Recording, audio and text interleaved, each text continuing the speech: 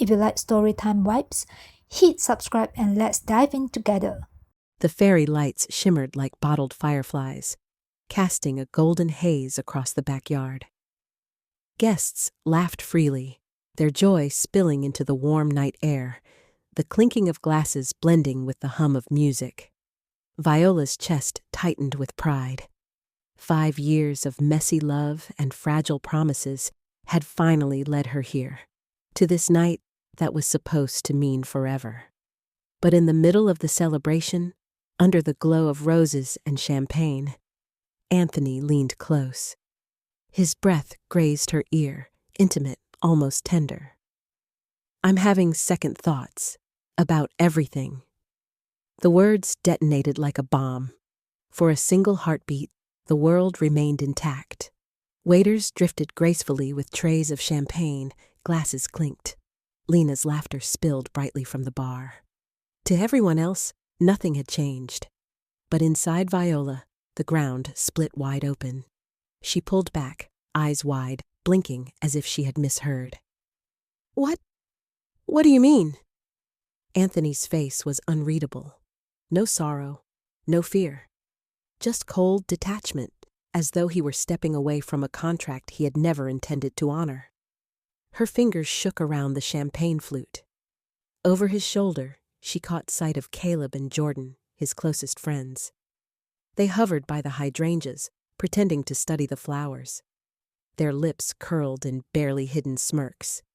Her stomach plummeted. This wasn't a private confession.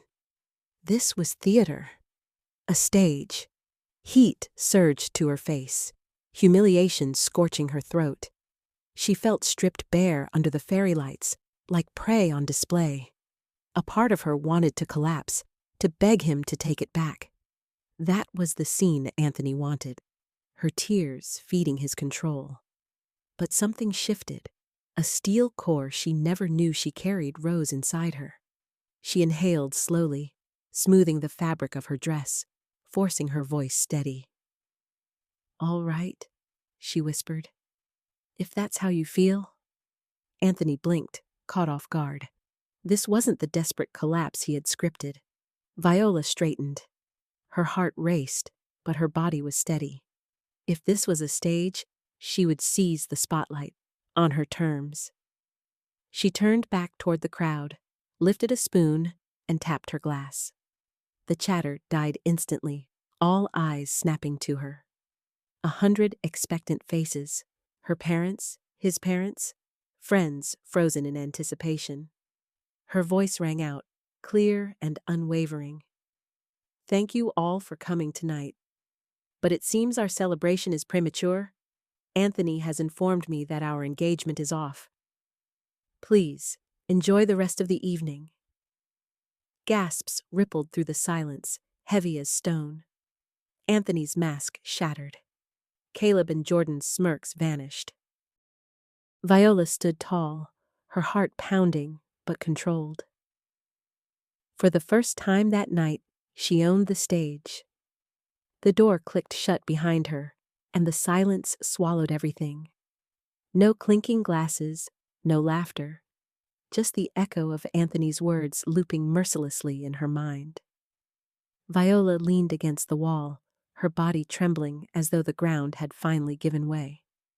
She clutched her clutch bag like a lifeline, then dropped it onto the counter with a dull thud. The sound was too loud in the emptiness. Her fingers moved to the engagement ring. The diamond glimmered under the dim light, dazzling, cruel. For weeks she had admired it, had dreamed of a future that it symbolized. Now it felt like a shard of broken glass cutting into her skin. She slid it off, slowly, deliberately. The ring landed on the coffee table with a soft, metallic clink. "It's over," she whispered. She sank onto the couch. Her body folded in on itself, arms wrapped tight around her stomach as though holding herself together. Tears threatened, hot and sharp, but they wouldn't fall. It was as if her body refused to give Anthony that victory. Around her, the apartment felt foreign. Just that morning, She had imagined bringing Anthony here after the party, tipsy with champagne, laughing as they kicked off their shoes. She had imagined them planning the wedding playlist, joking about seating charts. Now, every object mocked her. The candles on the counter she'd bought for a romantic night in, the framed photo of the two of them on the bookshelf, Anthony's smile frozen in glass. It all felt like lies. Her phone buzzed on the coffee table. Dozens of notifications. Messages from friends, coworkers, numbers she barely recognized. All asking the same question in different ways. What happened? Viola didn't touch it. She couldn't bear to see their pity, their curiosity, their glee. She pressed her palms to her eyes until she saw stars. In the darkness behind her eyelids, Anthony's face appeared. Smug, detached, untouchable. Caleb and Jordan's smirks hovered beside him. The memory made her want to scream. Instead, she whispered to the silence, "I won't give you that." The night dragged on. Viola lay curled on the couch, staring at the ceiling. Every sound in the apartment seemed louder. The hum of the refrigerator, the ticking of the clock. She had never felt so alone. Yet under the crushing weight of humiliation, something else simmered. Anger. At Anthony, yes, but also at herself, for trusting so blindly, for giving him the power to destroy her in front of everyone. Anger was fire, and fire could burn, but it could also forge. By dawn, Viola's eyes were swollen, her throat raw, but her resolve had hardened. Anthony wanted her collapse to be public. She would give him the opposite: silence, control, a dignity he couldn't touch.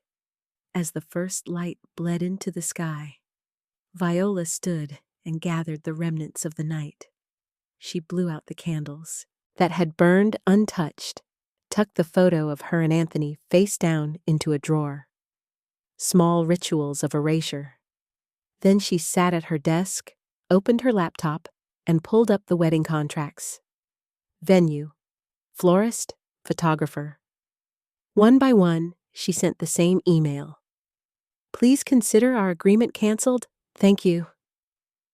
Every sent notification was like a nail pried free from a coffin she refused to lie in. With each cancellation, she felt lighter, stronger. By the time the city stirred awake, the wedding was gone. A dream unraveled, dismantled by her own hands. And for the first time since Anthony's whisper, Viola inhaled fully.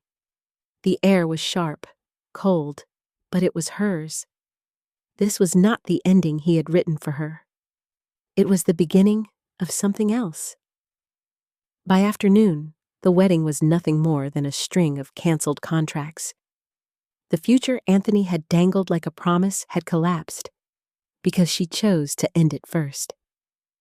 And for the first time since the whisper in the garden, Viola breathed. Deep, free. The apartment felt cavernous. Every corner whispered his name. The mug he always left in the sink. The indentation on his side of the bed. The smell of his cologne lingering like a ghost. Viola's chest tightened, but she refused to crumble. The morning light was merciless. Viola's phone buzzed again and again, each vibration a reminder of last night's humiliation. First came her mother's voice, soft, worried. "Sweetheart, are you all right? We're so worried about you. Don't let this break you. Come home if you need to." Her father added gently, "You don't have to explain now. Just know we're here, no matter what. We love you." Their kindness cracked something in Viola's chest. For the first time since the party, tears came, hot, stinging, unstoppable. But the next call was ice, Anthony's mother, her tone sharp, cutting. "Do you realize what you've done? You embarrassed Anthony in front of everyone. People are saying you announced the breakup like it was some performance. How could you humiliate him like that?" Then his father's voice booming in the background. You will ruin his reputation. Who will take him seriously after this scandal? Viola held the phone away, her hands trembling. For a moment, she thought she might faint. At noon, another blow. She opened the company group chat on her phone. Screens of messages scrolled by, her name everywhere.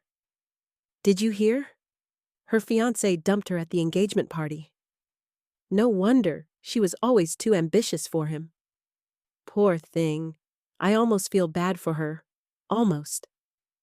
Tiny daggers, one after another. She slammed the phone shut, but the words still echoed, crawling under her skin. That night, alone in her apartment, Viola sat in the dark. Shame pressed heavy, but beneath it, something else stirred. Anger. Not at her parents, not even at Anthony's, but at the cruel theater he had staged, at the way the world had so quickly decided she was the weak one. Through the haze of humiliation, she whispered to herself, No, this isn't how my story ends. A sudden pounding on the door jolted her. Viola froze, but she knew who it was before even looking. Anthony. He barged in the moment she opened, disheveled, tie loose, eyes bloodshot, pacing like a trapped animal. You didn't have to humiliate me like that, he snapped. Canceling everything? Announcing it in front of everyone? Do you have any idea how dramatic you made it look? Viola leaned against the door, her voice low, dangerous. Humiliate you? You told me, at our engagement party, that you weren't sure you wanted me. What did you expect, Anthony? That I'd smile while you tore us apart? He raked a hand through his hair, frustration flaring. It was a feeling, Viola. A moment of doubt. Everyone gets them. You didn't have to blow it up into... She cut him off, eyes blazing. No, I didn't blow it up. I told the truth. You didn't want me. And I won't beg you to change your mind. For the first time, panic flickered in his eyes. Not love, not regret. Panic, because his script had gone off track. You're so black and white, he muttered. No room for complexity, for messy emotions. Viola let out a bitter laugh. Messy emotions? You staged my humiliation, Anthony. That wasn't complexity. That was cruelty. Anthony's voice softened, dripping with false sincerity. I was scared. I just needed reassurance. Viola stepped closer, her tone sharp enough to cut. No, you needed an audience. You got one. Now live with it. His jaw clenched. You'll regret this. She opened the door wide. Get out. For a moment, he tested her, waiting for her to crack. But Viola didn't flinch. He brushed past, cologne trailing behind him like a dying memory. The door slammed shut, and in the silence that followed, she realized this wasn't collapse.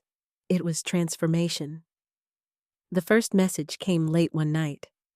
Viola was folding laundry when her phone lit up. Hey, it's Anthony. I know I probably shouldn't text you, but I was thinking about you. Hope you're okay. Casual, almost friendly, as if he hadn't gutted her in front of 100 people. Viola stared at the screen for a moment, then pressed delete. Silence. Weeks later, his voice filled her voicemail. Desperate, trembling. Viola, it's me. God, I made such a mistake. I panicked. You're the only thing real in my life. Please, just 5 minutes. Can we talk? She listened once. Saved it. Not as a keepsake, but as evidence. Then she moved on. When she refused to answer, Anthony sent a proxy. Viola, Chloe, one of his oldest friends, said over the phone, sharp and insistent. He's a wreck. He's... Sorry. Don't you care what this is doing to him? Viola's voice was ice. Chloe, he ended our engagement. In front of you, remember? He threw away 5 years, not me. Silence on the line. Then Chloe hissed. You're cold, heartless. Viola ended the call, calm, untouched. Then came the uglier side. Midnight texts, venomous and frantic. Fine, be that way. You were never enough anyway. Alone and bitter, that's who you are. I was right to leave. Viola read them calmly, as if flipping through a stranger's diary. No tears, no trembling, just clarity. Her silence was louder than any reply. Anthony clawed for control, but with every ignored message, every unanswered call, Viola felt stronger. Revenge wasn't screaming. It wasn't slamming doors. It was this: silence. Unyielding, merciless, sharp as glass. Days blurred into weeks. Viola created rituals to keep herself anchored. Coffee at dawn, long runs through the park, scribbling raw thoughts into a notebook until the pages swelled with ink. Each small act was armor. Each routine a rebellion against collapse. Yet Anthony kept clawing at the edges of her silence. He tried social media first. A string of public posts, quotes about regret, pictures of old memories, captions dripping with subtext.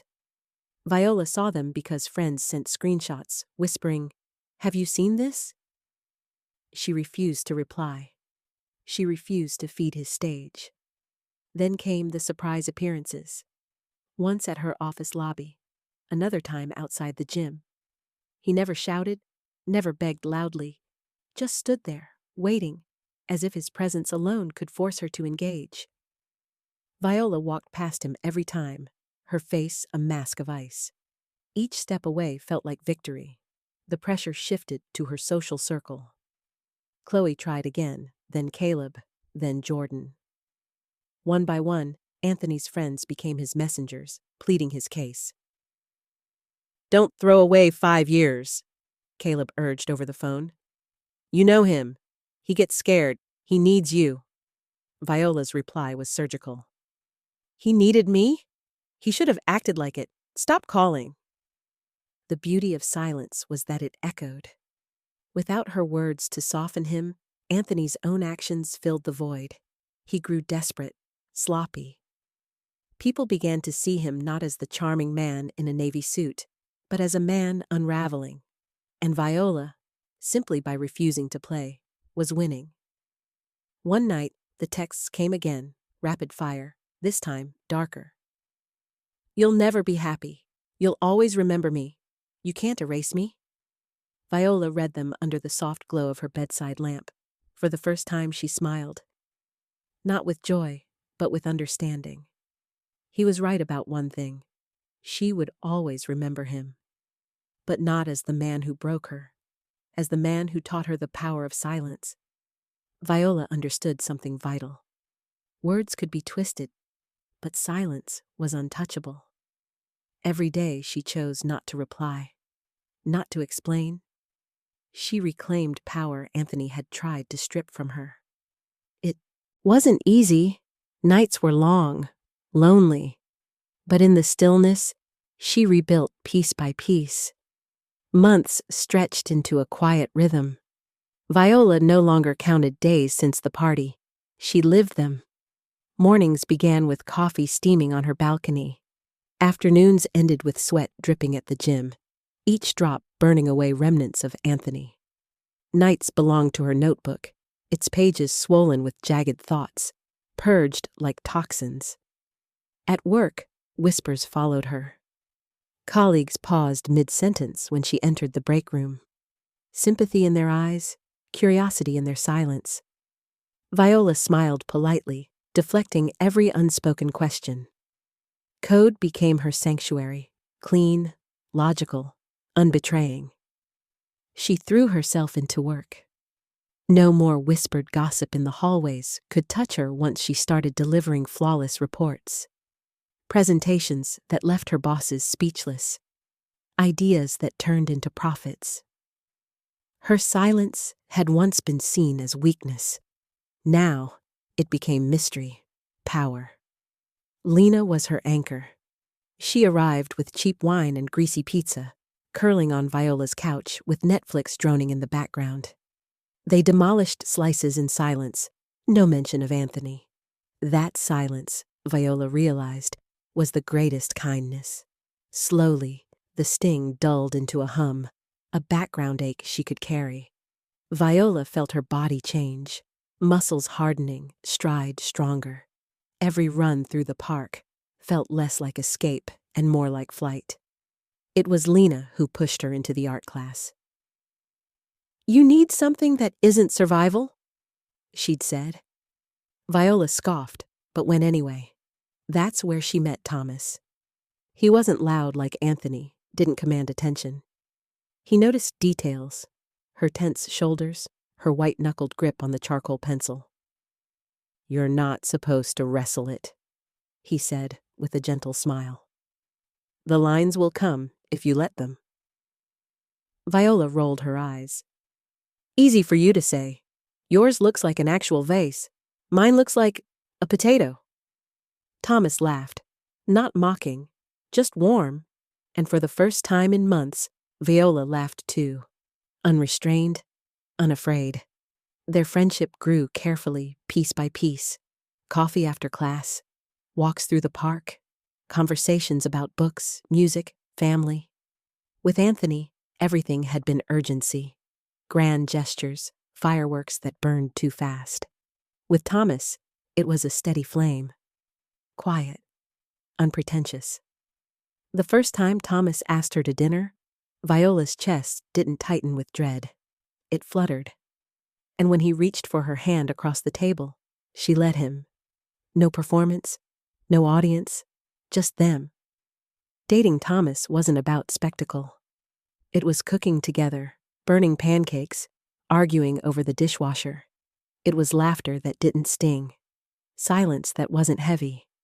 And for the first time, Viola felt love that didn't need fireworks. Years turned the wound into a scar. Viola wore it without shame.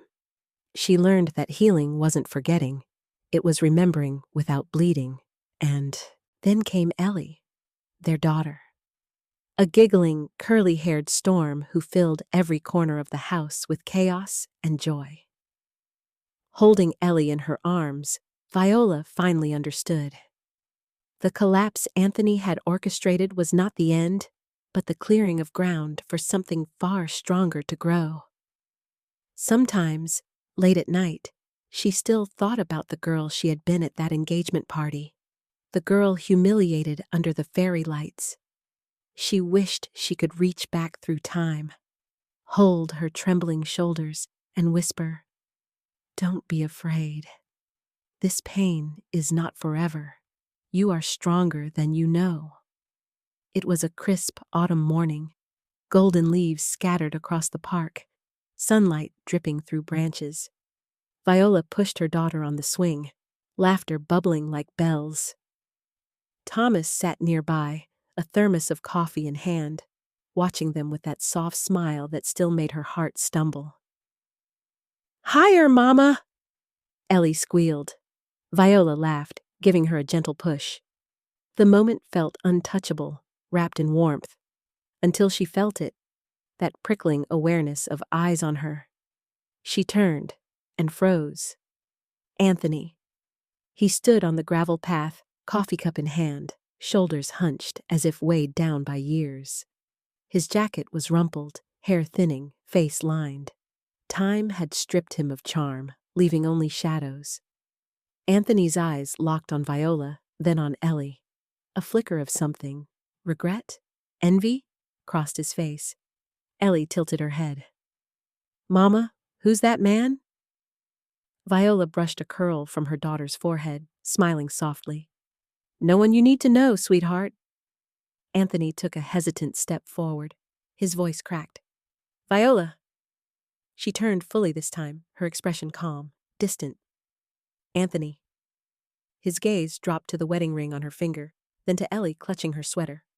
A muscle in his jaw twitched. "She's beautiful." "She is," Viola said, firm. "Nothing more." He searched her face for something. Resentment, regret, longing, but found nothing. Just a woman who had moved on, untouchable. Thomas rose from the bench, walked over, and slipped an arm naturally around Viola's waist. His presence said everything Anthony didn't want to hear. Ready to go, honey? Thomas asked. Her smile bloomed instantly. Yeah, we're ready. Anthony's mask cracked. In his eyes, regret burned, not born from love, but from losing control, from watching the life he'd thrown away bloom in front of him. Take care of yourself, Anthony, Viola said finally. Not a blessing, not forgiveness, dismissal. He opened his mouth, maybe to plead, maybe to lash out, but nothing came, only silence. Viola turned her back, Ellie's laughter ringing in her ear, Thomas's hand steady on her waist. Leaves crunched underfoot as they walked toward their car. For the first time, the silence behind her felt like peace. That night, after Ellie was asleep and Thomas's arms wrapped around her on the couch, Viola allowed herself one last thought of Anthony. Not longing, not bitterness, just acknowledgement. He was a chapter, nothing more, and she had already turned the page. Some stories end with fire, shouting, broken glass, slammed doors. Viola's story ended with silence, and sometimes silence cuts deeper than any scream. Her revenge wasn't dramatic.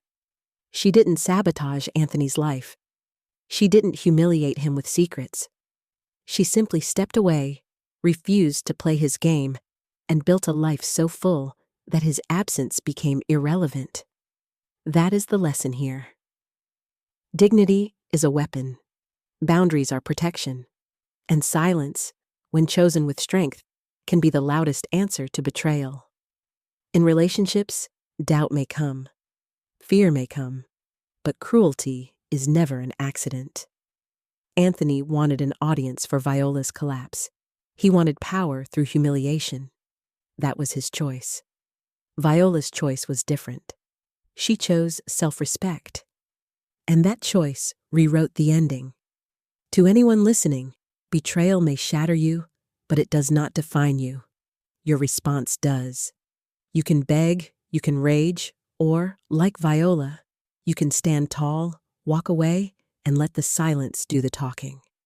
The greatest revenge is not destruction. It is reconstruction. It is living so fully, so joyfully, that the ghost of betrayal cannot touch you. That's what Viola taught us.